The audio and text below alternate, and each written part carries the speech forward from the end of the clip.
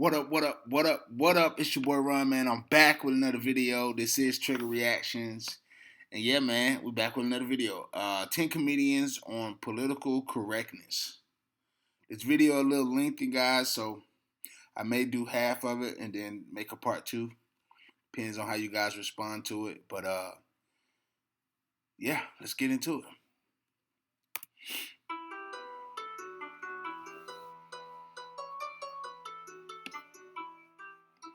Constant Kissin is a comedian. He's the host of the YouTube show Triggernometry. He was recently invited to perform at a college in London, but the group that invited him asked that he sign a contract. Well, that's a long list. What was he supposed to joke about? Well, we've asked him to come on tonight to tell us. Mr. Kissin, thank you very much for coming on. First, is that real? Did you make up that list? Is this a comedy bit? No, it's not. It's been very good for my comedy. But actually, if you go further into the contract, they also demanded that all jokes must be respectful and kind, which I... That's what's wrong with comedy now. How you going? It's comedy, man. Like, I think Dave Chappelle or somebody said this before. The only place where there shouldn't be a camera, where people can police and say, oh, you can do this, you can say this, is in the war room and in the comedy room. A comedy club, they should have the freedom to talk about anything and make fun of everything. It's crazy. Come on, man. PC killing comedy. It really takes a biscuit. And as you know, I was born in the Soviet Union, and this really, getting this contract made me feel right at home. Well, it's getting very sensitive, and I think this is obviously an outlier. No one would suggest that every university and college is like this, but I think the reason that I made a stand on this issue is I don't want it to get worse. I don't want this to continue. We're the canary in the coal mine, and I think this is why it's gone viral. I think it's nothing to do with comedy, this story, actually. The reason that people all around the world are tuning in and watching the video we recorded of this is because it's not about comedy. It's about ordinary people up and down the country, and here in Britain and in America, feeling like they can't say what they think. I've had so many messages from people messaging me, all kinds of people, sometimes women going, you know what, I don't agree with radical feminism, and if I say that in the workplace tomorrow, I won't have a job anymore. So what it's coming to is the fact that everybody feels like we're all kind of under arrest. We're all everything we say can and will be used against us in the court of public opinion. And they're coming for the comedians first because we're the ones that, as you say, are allowed to transgress.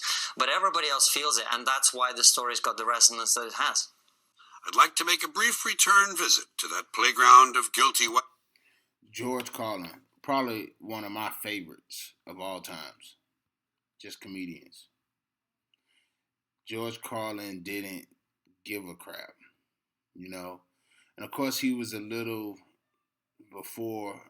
Not a little. He's been doing it. He was doing it for a long time. He passed like some years ago. But yeah, he was a comedian that said it how it was. He didn't care. He warned us it's gonna get to this point. But he's one of those comedians who spoke against PC and yeah. But he was around before cancel culture. But let's get into it though. Liberals, political correctness. Political correctness is America's newest form of intolerance, and it's especially pernicious because it comes disguised as tolerance. It presents itself as fairness, yet attempts to restrict and control people's language with strict codes and rigid rules. I'm not sure that's the way to fight discrimination. I'm not sure silencing people or forcing them to alter their speech is the best method for solving problems that go much deeper than speech. Did the CBS and NBC do the right thing? No. What did they... Patrice O'Neal, another great. He was on the forefront of political correctness too before he passed. Great comedian. Great comedian. Accomplishing after 2 weeks, and what are they accomplishing? What are y'all trying Go to after him. accomplish? I don't understand where this is going. And so, no, seriously, you don't find anything wrong with those comments? It's something wrong with the comments, but you act like Don Imus and Kramer are like malignant spots. But we got to hold everybody to the same standard. What's the We plan? must establish what is the What's the standard. plan? Let's fire anyone What's the who plan after Imus is fired? Let's fire all of them. Hold on, Armstrong. Let's fire all of them then. I have no problem And with then what? Are you offended? I'm not that because You're not first of all, nobody except for me and the good doctors under 60, and none of you know what funny is. Like Yeah. the doctor. Was that fun? Was it funny when I To said? say funny to me? nappy-headed hoe Was it funny? is hilarious, but in Well, that's context tragic. of Hold on. context of a comic, you should be able to explore any words you want to say. He Right. messed up. Would it be different if a black person said it? Of course, I can say nappy-headed hoe all day, You're but right. I want to be able to call white girls straight-headed hoes anytime I feel like. Right. Anytime. And would you? Of course. And should you be punished for it? Of course not. Right, so- I'm just saying I No. know funny, and I know if he had said nappy-headed athletes That or would been nappy-headed okay? young women, you Why is go, that okay? why is no? It's not okay if he had said We'd that. be just as offended. Nappy-headed athlete would have been. Is he using an adjective? I don't get that. Yeah. But to say nappy-headed hoe is so ridiculous. You know he was trying to be funny. Well, You that's it. know it. And like I remember when that happened years ago. I think that happened like early 2008, 9. I can't remember. But they've been PCing that. Now it's like comedy is like it's a bunch of eggshells everywhere. All on the stage, all around the audience. People can't even say or have jokes anymore without the context. See, comedy gave you the context to say racial things, but make it funny. If it's funny, you good.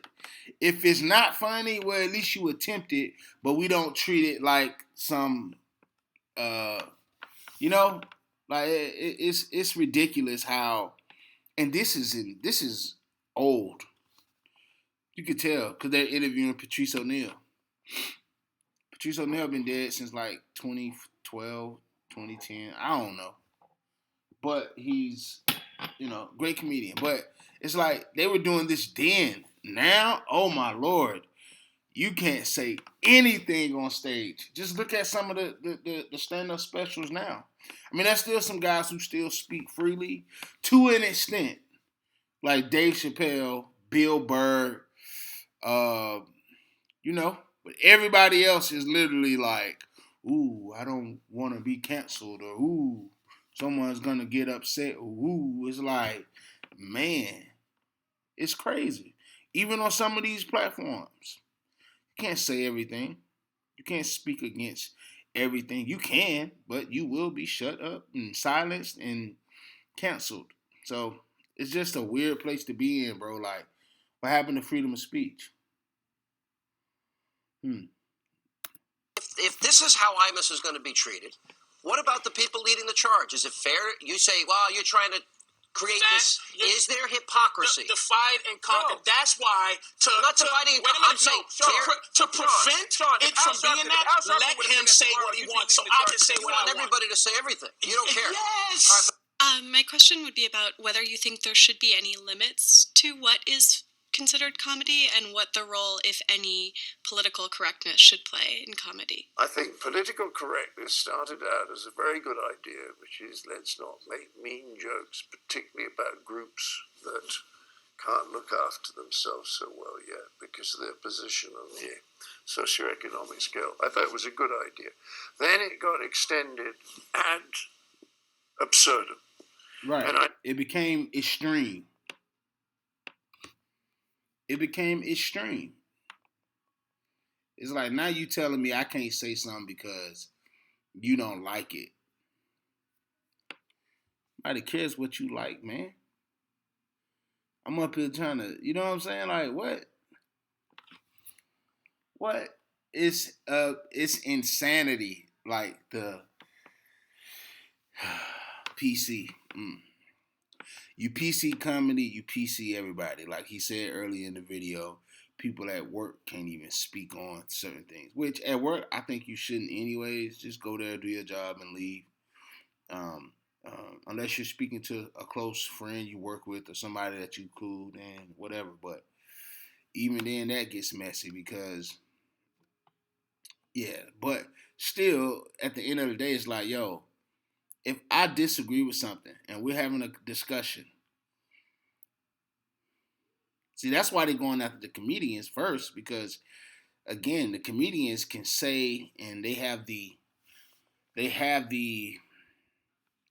passage to freely speak about any and everything. Well, they used to, but that's how it started. But now it's like you can't even say anything nowhere on any platform that goes against a certain whatever, PC. PC is killing comedy, it's killing the freedom of speech. Yeah, but I don't know, guys. How do you feel about it?